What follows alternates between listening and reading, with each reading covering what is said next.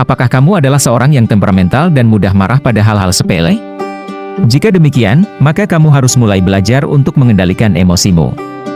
Memang, sangat mudah bagi kita untuk terjebak kekacauan ketika kita menjalani hidup di dalam dunia yang penuh dengan tekanan ini. Tetapi, dengan menyadari emosi yang ada di dalam dirimu dan belajar untuk mengendalikannya, kamu bisa mengambil kembali kendali atas hidupmu dan membuat perubahan positif di masa depan. Dalam video kali ini, kamu akan belajar bagaimana cara untuk mengontrol emosimu dan apa yang seharusnya kamu lakukan ketika berhadapan dengan situasi yang dapat membangkitkan amarahmu.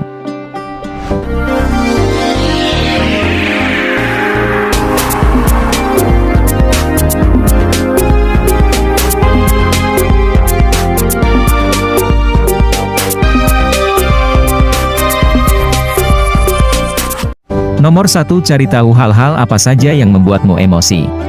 Mengidentifikasi apa-apa saja yang menyebabkanmu menjadi marah adalah langkah pertama untuk mengendalikan emosimu. Hal-hal yang dapat membangkitkan amarah dapat memiliki banyak wujud, dimulai dari orang, ingatan, tempat, kata-kata, atau bahkan aroma makanan tertentu. Kita semua memiliki pemicu amarah yang berbeda-beda, jadi penting bagi kita untuk selalu berefleksi dan berintrospeksi. Mengetahui apa-apa saja yang dapat membuatmu marah akan membantumu untuk mengelola emosimu dengan lebih efektif. Nomor 2, tarik nafas dalam-dalam. Ketika kamu merasa terlalu jengkel atau kesal dengan situasi yang sedang kamu hadapi, luangkanlah waktu sejenak untuk bernafas dan menenangkan dirimu, sehingga kamu dapat terhindarkan dari melakukan tindakan yang dapat membuatmu menyesal nantinya. Menarik nafas dalam-dalam adalah salah satu cara yang paling efektif untuk menenangkan dirimu dengan cepat di saat kamu merasa marah atau frustasi. Mengambil nafas dalam-dalam sebanyak 4-5 kali menenangkan sistem sarafmu dan mengurangi stres, yang pada akhirnya membuatmu lebih rileks dan lebih sadar akan emosi yang kamu rasakan. Nomor 3, jangan terlalu sering memendam amarahmu. Kamu mungkin berpikir bahwa memendam amarahmu akan membuat amarah tersebut hilang pada nantinya, tetapi itu tidaklah benar. Dalam hal mengendalikan emosi, kunci utamanya adalah mengelola, bukan memendam. Mampu mengelola emosimu menunjukkan kalau kamu memiliki kontrol diri yang kuat dan mengetahui cara terbaik untuk melampiaskannya, seperti dengan membicarakannya atau menuliskannya di secarik kertas. Memendam amarahmu berarti kamu mengabaikan apa yang kamu rasakan dan berpura-pura tidak peduli terhadap sesuatu yang sebenarnya sangat kamu pedulikan.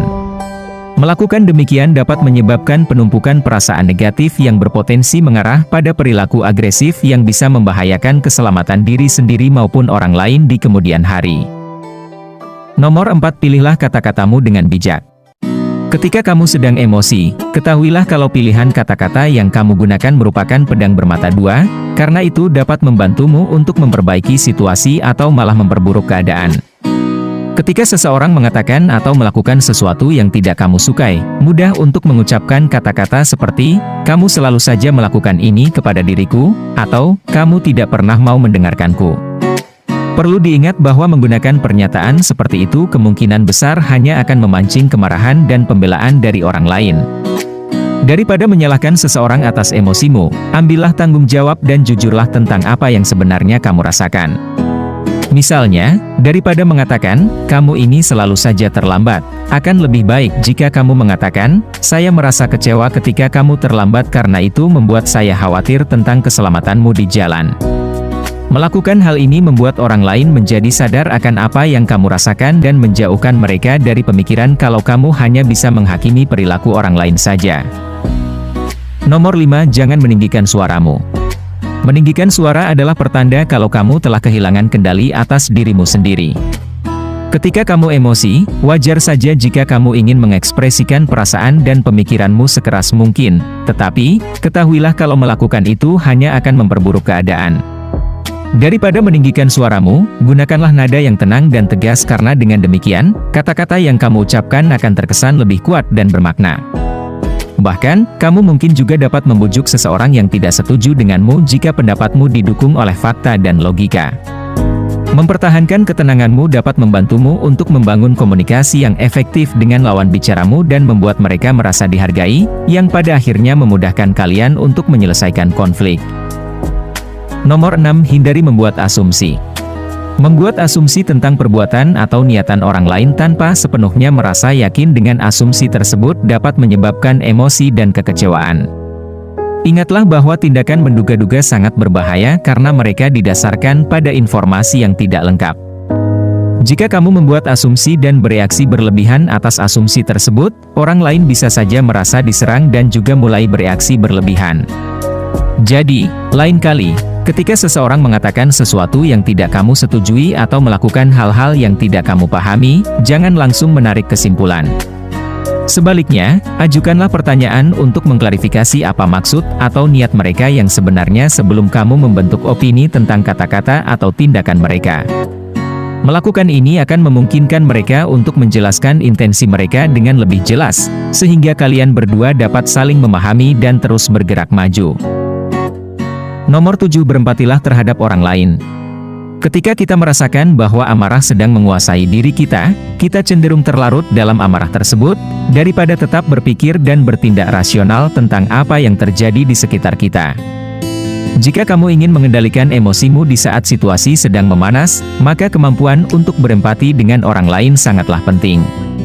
Kamu harus bisa memahami perasaan orang lain dengan cara membayangkan dirimu di dalam posisi mereka dan melihat situasi dari sudut pandang mereka.